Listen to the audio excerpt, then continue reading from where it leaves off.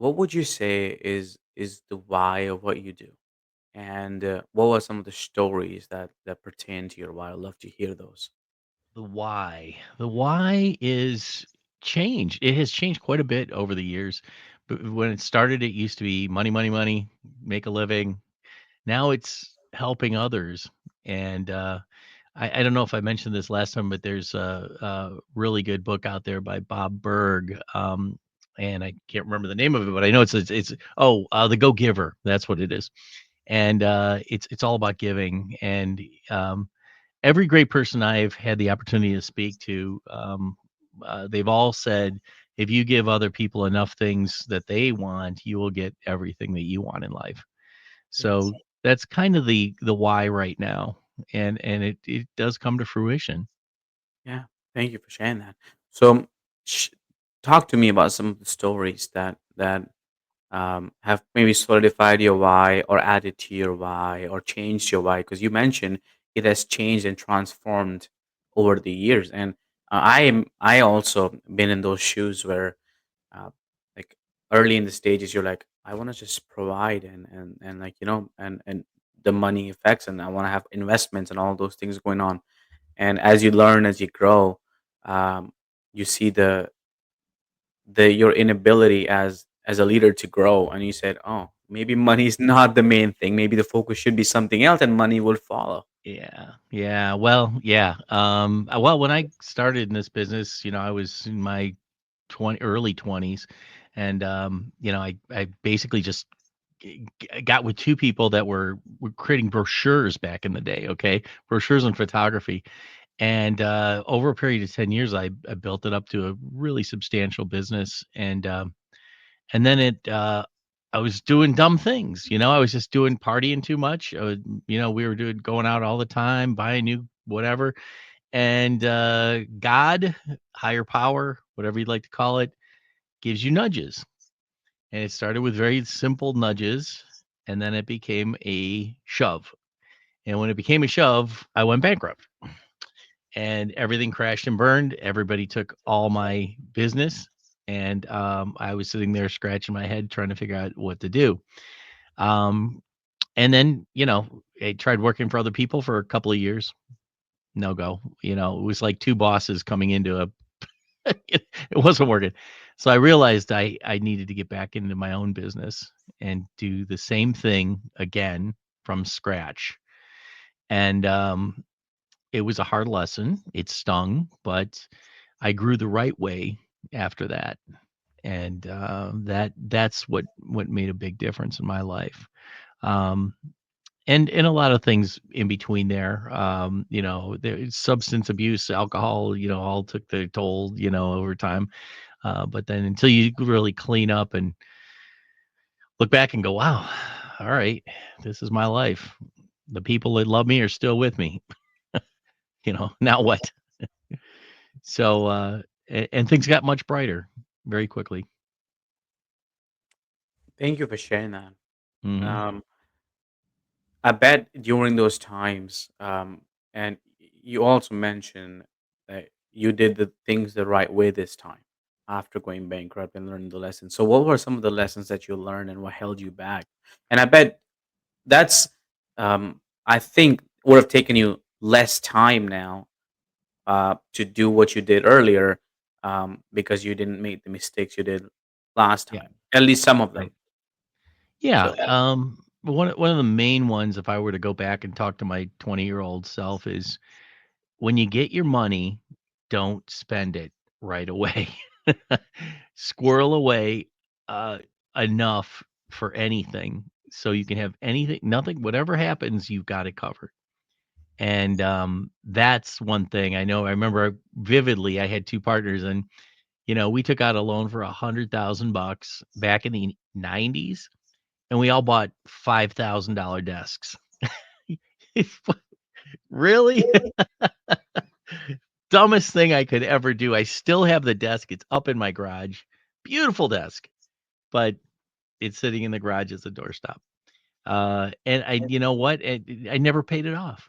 I just never paid it off. And it was like one of those things you go, wow, that was so those kind of things. I think I could have done the same thing on a card table. I didn't need matter of fact, they started with a phone, a desk, basically a card table and a desk, and built the business up to $1 million a year within a few years. And but by the time I got there, I was like, okay, now I'm buying everything. I need to reward myself. So that's probably one of the biggest ones. You have to have enough capital available to grow and scale when you start making the money. Before you make it, you just bust your butt and you just do it and you don't look back. And you need to do that all along, but save it, save it. And you still have fun, but you don't have to spend a fortune to have fun doing things. Yeah. That's probably the biggest one, and then another one I think is treat everybody with respect, no matter what, because you never know what bridge you're going to burn down the road. And I've usually been pretty good about that, but vendors, I've had a tendency to treat vendors poorly. And you still have to have respect no matter what you do when you deal with people. And my wife freaks out sometimes the way I've talked to vendors, and it's you don't need to do that. So, 2 big ones. Yeah. So tell me more about that one where you got to treat Mhm. people with respect. Um, Well, yeah, and, like we were talking last time, I did write a book on negotiating, and there you still can treat people with respect while you're negotiating. You're all working for the same goal. That person wants to make a sale, you wanna get the best price possible. You're basically keeping people in check. But, you never know who knows who. I've had crazy times where I've treated somebody very nicely, and next thing you know, oh, my cousin needs a this over here something. If you do something over here always happens if you're doing the right thing, yeah. So that's the way I try to look at it now. Yeah. Our company has five core values: patience, persistence, consistency, and reliability, and all based on the foundation of love. I think that's something most Yeah, businesses don't think about, or most people don't think about. I think having some kind of core values in your business um, sets a standard where people um, need to be looking towards and building towards and working towards. yeah, And when they fall short, when the other core values come and support those shortcomings, and the pretenders eventually go away, and the contenders stay with you and help you build your vision. So, yeah. yeah, I appreciate you sharing that with us today. Yeah, Mhm. yeah, My um, pleasure. yeah. What would you say is your goal for being on the show today, Dan? Um, If I can supply somebody with some insight and knowledge that will help them get further in life, that would be great. Um, you know, and to leave it out there like that with, and everything I do is I'm trying to help my customers, vendors, whatever it takes to get to a mutual place of success. And that's important in any working relationship, you know, yeah, anything. for audience, Dan actually has a book called "The Secret Online Door." I haven't read it yet, but uh, Dan speak highly of the book. I'm excited for all of you to see and look through that. Um, Oh, there Dan, it is. yeah, there it is. Uh, Dan, what would you say um, if someone comes to you and asks for help? Like, what would be your expertise? Uh, um, I think the best way to call myself and our company, we're facilitators. yeah, We are facilitators of people's vision, their visions through video, through any type of marketing, whatever it might be. Being in this business so long, you know, I if I can't do it in a house here, I probably know somebody that can, or I'll go find somebody that can do it. We're pretty good at that, and it's served us well. yeah, awesome. Well, thank you for sharing that with us today, Dan. Hmm. Um, I have one more question for you before we end today's segment. Hmm. Um, how did you get started in the video business, and the authorship also? Like, what, those are two unique businesses. I mean, I think you started a while ago, where it probably wasn't as popular where it is now, where now everyone wants to be an influencer, everyone wants to, almost everyone wants to have a video channel going on in videos. Yeah. Everyone thinks they can be Mr. Beast. But They all try. yeah, and so how did you get started in that path, and why? Yeah, well, when I got out of the full service advertising world, which is what I did, for 20 years prior to this, I saw that there was video was just popping up. It was just coming out, and people were just, there were still these big shoulder cameras, with the tape, and and I'm thinking, I'm watching other people do this. I'm like, you know what, I can do this. I had no, I did them in my agency. I directed them, but I never really pushed it too hard. And I realized, in the agency, I was competing constantly with other agencies that could say Mhm, they could do everything. But when I got into the video world, there weren't a lot of people doing video at the time. So I was able to go in between the advertising agency and talk to these gigantic companies and say, look, we specialize in video production. We can create whatever you need. And if you need advertising, we could do that too. But our main focus is video production and social media. And everybody's like, what's social media? They didn't, they hardly knew it back then. So that's where I think the advantage came into play. And so I saw an opportunity, and we took it from there. And then we also now are next one is AI. So we're integrating AI into almost everything. And you see all these crazy videos online with the AI generated. Well, we're trying to get it so it makes sense for people now.